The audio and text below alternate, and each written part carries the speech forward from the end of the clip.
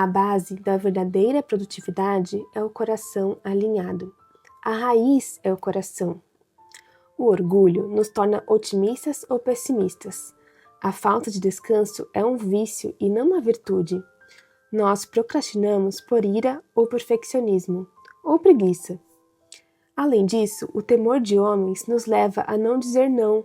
O orgulho nos faz assumir mais tarefas do que conseguimos dar conta ou superestimar nossa capacidade de realização no tempo. Por isso, não bastará buscarmos apenas métodos de produtividade. Eles não chegam à raiz do problema. Precisamos começar pelo coração. Mas não devemos ficar apenas no coração. A vida cristã é integrada e, ao lado do discernimento espiritual, devemos ter sabedoria prática para lidar com os projetos, as tarefas, a energia e o tempo. Observamos os pilares da produtividade: clareza, método, entendimento e energia, e percebemos de que forma a produtividade redimida se distingue das demais propostas, por perceber a integração entre identidade, discipulado, vocação e momento, tudo centrado no Evangelho. Métodos, técnicas e recursos que podem reorganizar nossos ritmos são ótimos. Ajustar o foco e nos encaminhar em uma direção que aponta para a eternidade com efetividade. O coração alinhado e os métodos ajustados devem acompanhar uma vida produtiva, uma vida que cultive os hábitos fundamentais, olhando para cima e para o lado, amando a Deus e ao próximo. Oi pessoal, tudo bem? Como vocês estão? Hoje nós vamos conversar sobre este livro aqui, Produtividade Redimida, do autor Alan Porto, que saiu pela editora Fiel. Nesse vídeo eu vou conversar muito com vocês sobre produtividade por uma perspectiva cristã. Mas, mesmo se você não for cristão, eu tenho certeza absoluta que todos esses métodos, essas dicas, servirão para você da mesma forma. A diferença é que para quem é cristão, a intencionalidade dos atos são diferentes e o motivo, né, do porquê você está fazendo determinada coisa é diferente. Mas os métodos, as ferramentas que eu vou dar aqui, que não sou eu que estou falando, né, mas o autor Alan Porto, vão servir muito para sua vida. Eu decidi fazer esse vídeo, gente, primeiramente porque eu tenho certeza que pode ser um divisor de águas na sua vida, assim como foi na minha. Depois da leitura desse livro, já na metade, eu já voltei a praticar exercícios físicos, planejar direito a minha semana, o dia até que eu vou lavar roupa em casa, os dias que eu vou levar o lixo, os dias que eu vou fazer a marmita. Planejei tudo assim num planner semanal. Coloquei no planner meu horário de devocional, de leitura bíblica, sempre pela manhã. E assim, tem realmente mudado a minha vida. Eu sou uma nova Mariana depois da leitura desse livro e tinha uma Mariana antes que, assim, não fazia as coisas intencionalmente, não tinha verdadeira preocupação com a saúde física. Eu sempre fui magra, né? Então, assim, eu sou uma falsa magra, né? Aquela magra que, assim, nunca faz atividade física e é super sedentária. E eu sei que isso faz mal para a saúde. E, enfim, isso aqui mudou minha vida. Eu quero passar para vocês tudo que eu aprendi com esse livro. E o link para você fazer essa compra estará aqui na descrição, junto com o link do planner semanal que eu comprei. É um bloco, assim, que tem a semana, sem data. E eu achei maravilhoso, maravilhoso. Então acho que vocês vão gostar também. Bom, gente, o autor fala que a visão não cristã de produtividade é realizar muito, é você fazer muitas coisas, inúmeras coisas. Porém, você pode ganhar o mundo e perder a sua alma. Então, o que ele coloca como conceito de produtividade nesse livro? Responder aos chamados de Deus com excelência. E o que seria essa excelência? Melhores motivações, melhores métodos e melhores metas. Vale lembrar, gente, que essa transformação não é automática, é um processo, é um aprendizado, é produto de uma vida inteira. Então, ao longo de toda a sua vida, você vai aprender a ser produtivo da forma correta e muitas vezes você vai falhar, porque somos falhos, somos pecadores, mas eu quero que vocês entendam o conceito geral deste livro, né? O que ele fala? Que tudo começa no coração.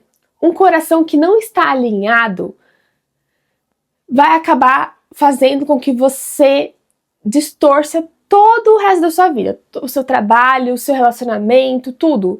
Então, assim, o seu coração precisa estar alinhado, porque um coração desalinhado causa ansiedade, desentendimentos, preocupações, e orgulho, muitas outras coisas. Então, o autor tenta dizer que, assim, quão longe a gente vai conseguir chegar se a nossa direção for mais importante que a nossa velocidade. Então, o mundo quer que a gente faça as coisas correndo. Quanto mais melhor, quanto mais rápido, melhor. Quanto mais livros você lê, melhor. Quanto mais rápido você ler os livros, melhor. Mas não, gente. O importante é a direção, o caminho que você está trilhando, aonde você está chegando. E não o percorrer do percurso de forma veloz. Então, o autor divide o livro em 3 partes e ele mapeia, assim, o que a gente vai estudar. Então, a primeira coisa que a gente vai estudar é o alinhamento do coração. Na segunda parte do livro, ele vai trazer métodos, técnicas e recursos de produtividade, ou seja, ferramentas práticas para nosso aprendizado. E na terceira parte, ele vai trazer uma recomendação de áreas importantes da vida que, em geral, ficam de fora quando a gente fala sobre produtividade. O primeiro problema que ele vai falar, que começa no coração, é o orgulho. Então, o que é o orgulho? É você idolatrar você mesmo. Então, ele vai trazer essa idolatria do eu e o fato de você colocar você mesmo acima de todas as suas relações. É como se você estivesse no centro do mundo e suas ambições, suas tarefas girassem em torno de si. Aí ele vai trazer uma divisão, deixa eu colocar isso aqui para eu falar com as mãos, entre otimistas e pessimistas. Os otimistas, eles tendem ao ativismo, ou seja, eles são tão, assim, positivos que qualquer pessoa que pedir para ele alguma coisa, ele vai falar assim, claro, eu faço, mesmo que ele esteja atolado de coisas para fazer. É esse temor de você dizer não. Então você tem medo de dizer não para a pessoa e você acaba se atolando em tarefas porque você diz sim a tudo que as pessoas te pedirem. E os pessimistas, eles têm consciência da sua limitação, mas também eles procrastinam, porque eles acreditam que eles não vão conseguir fazer determinada coisa e acabam deixando para lá e procrastinando. Isso não é uma regra, tá, gente? Não é que só pessimistas são procrastinadores e só otimistas são ativistas, no sentido do ativismo, né? Não, porque uma pessoa otimista também pode ser procrastinadora, certo? Então, eu quero trazer essa pontuação aqui para vocês também. E se você for olhar, ambos, tanto os otimistas como os pessimistas, em um tom que eu quero dizer exagerado, eles são focados na mesma coisa. Os dois estão centrados em si mesmos, eles estão olhando somente para si. Eu sou bom, eu consigo, eu posso tudo, então eu vou dizer sim para a pessoa, porque esse é um ativismo, né? E, por outro lado, eu sou ruim, eu não vou conseguir fazer nada, então eu vou dizer não e vou procrastinar. E quando a gente pensa que a gente não vai conseguir fazer uma tarefa considerada desafiadora ou difícil, a gente tem que lembrar o que a Bíblia fala pra gente. E Deus fala, não temas, pois eu sou contigo, então você vai conseguir fazer determinada coisa. O problema é que a gente coloca tudo no mesmo bolo e quer fazer tudo ao mesmo tempo com a maior velocidade possível. Quer dizer, com a menor velocidade possível, né? Quanto mais rápido, melhor. E aí, a gente acaba esquecendo que o descanso é necessário, é extremamente necessário para nossa vida, para nossa saúde. E quando a gente não está seguro da nossa identidade, não estamos seguros do nosso valor em Deus, em Cristo, a gente começa a procurar o nosso valor no nosso trabalho, por exemplo. A gente usa o trabalho como nossa fonte de valor e significado. E o que isso vai causar? Esgotamento e frustração, porque nosso valor não está no trabalho. E aí o autor vai falar que a gente precisa aprender a descansar para aprender a produzir, porque você não vai conseguir produzir se você não estiver descansado. E voltando na procrastinação, o que acontece quando você procrastina? Você não descansou nem produziu. Por quê, gente? Porque geralmente a procrastinação nos dias de hoje está ligada a nós ficarmos com o nosso celular rolando a tela infinitamente, principalmente o Insta, né? O Reels, enfim. A gente fica rolando TikTok, Insta e acaba procrastinando algumas coisas. Só que essa distração não é um verdadeiro descanso. E se você não descansou, não houve uma recarga de energia e um ânimo para que você pudesse começar a produzir. E aí o autor traz três aspectos que causam procrastinação. Primeira coisa, perfeccionismo. Por quê? Porque você se conhece como perfeccionista, você sabe que você vai começar a fazer alguma coisa, mas aquilo vai ter que ser o melhor, você vai ter que dar o seu melhor. Sim, claro, nós temos que dar nosso melhor em tudo, só que o perfeccionismo acaba barrando nossas atividades, porque a gente pensa, para eu fazer isso, eu vou ter que fazer isso, porque eu tenho que ser perfeito em todas as coisas. Então, é melhor eu nem começar. E aí, você procrastina. Então, o perfeccionismo causa uma luta por controle e mostra um padrão de excelência inalcançável, porque ninguém é perfeito, certo? Agora, segundo ponto para a procrastinação, a preguiça, que é nada menos do que a priorização do conforto pessoal imediato em detrimento do serviço. Então, eu vou ver uns stories aqui, depois eu faço aquilo. É o conforto pessoal. Você tá deitado no sofá fazendo alguma coisa aleatória que não vai te trazer nenhum benefício, ou seja, passar o Insta aleatoriamente, em detrimento de algum serviço que você precisa fazer. E o outro ponto é a ira. Você planeja alguma coisa e você é frustrado quanto a isso. Seu planejamento não dá certo.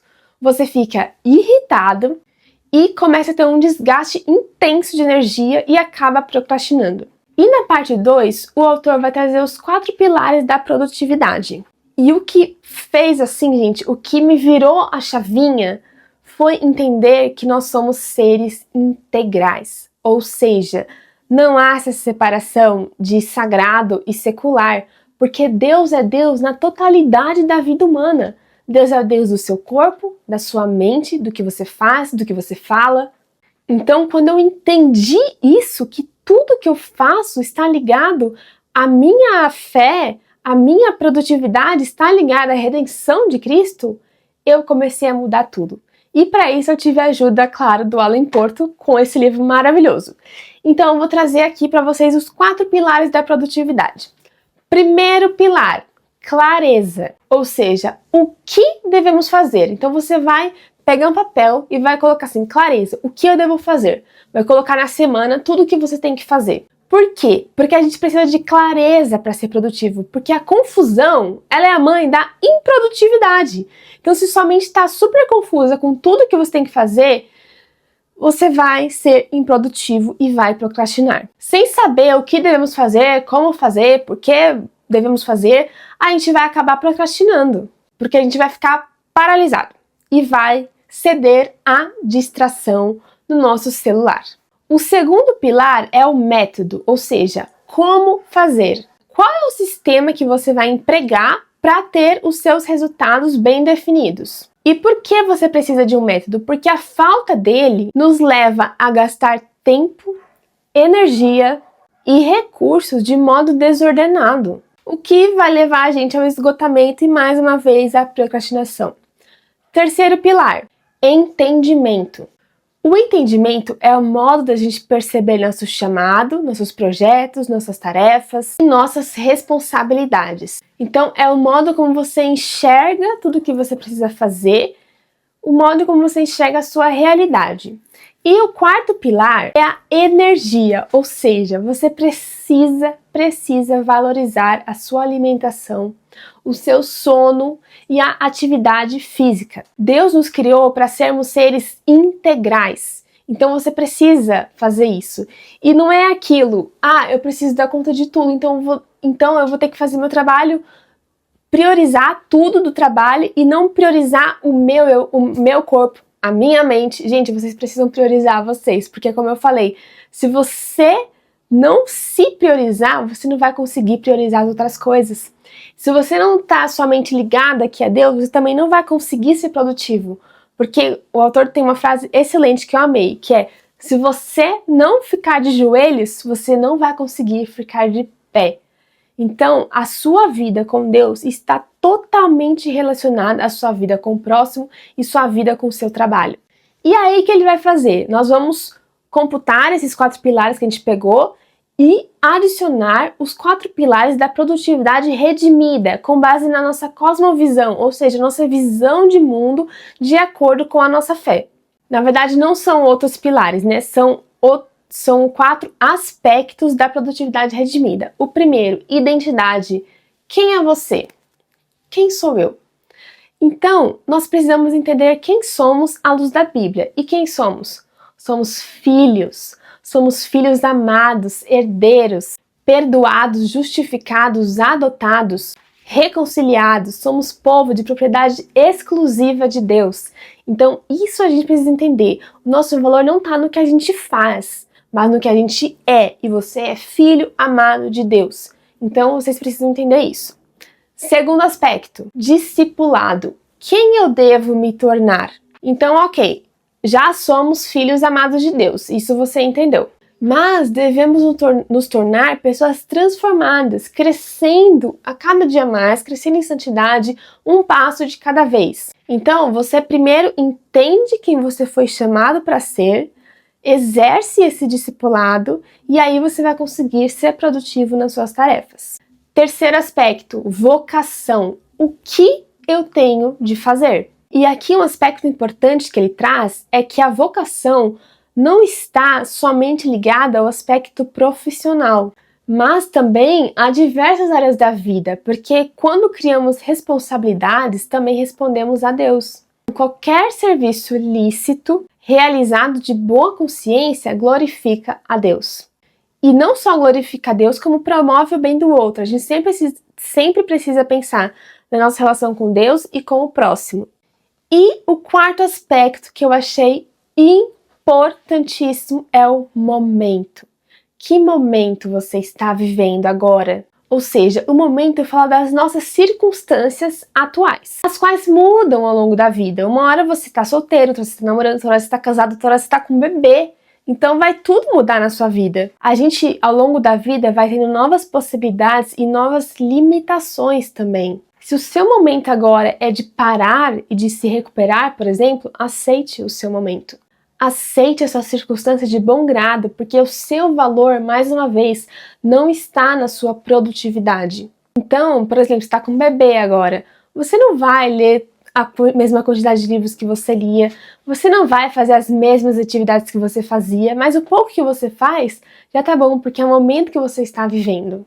E aí o autor traz alguns métodos para a gente aplicar o que a gente aprendeu. Primeira coisa, vou pegar aqui para eu ver os métodos, gente. Anotação, papel e aplicativos. Ele fala muito que o bom mesmo é o bom e velho papel. Então você vai lá pegar seu planner semanal ou uma folha qualquer, vai dividir segunda, terça, quarta, quinta, sexta, sábado, domingo e fazer o que você precisa, colocar o que você precisa fazer na semana. Ele também dá 2 dicas de aplicativo, que é o Notion, o Todoist e de anotação acho que são esses. Tem as notas do celular também, né, que você pode usar. Outro, né, aplicativo, mas também você pode colocar o cronômetro do celular, é o Pomodoro. Não sei se vocês conhecem esse método, mas é maravilhoso. Porque ao invés de você ficar com o seu celular do lado e a cada notificação você pegar para ver, você vai, enquanto você está lendo um livro, por exemplo, você vai ter lido 10 páginas em 1 hora, porque toda hora você ficou parando para ver o bendito celular. Então, o que você vai fazer? Você vai colocar o cronômetro 25 minutos ou meia hora, e nesses 30 minutos você vai estar totalmente focado no seu livro. Deu o alarme? Parou? Acabou os 30 minutos? Pode pegar seu celular, dar uma olhadinha, uma pausa de 5 minutos a 10 minutos.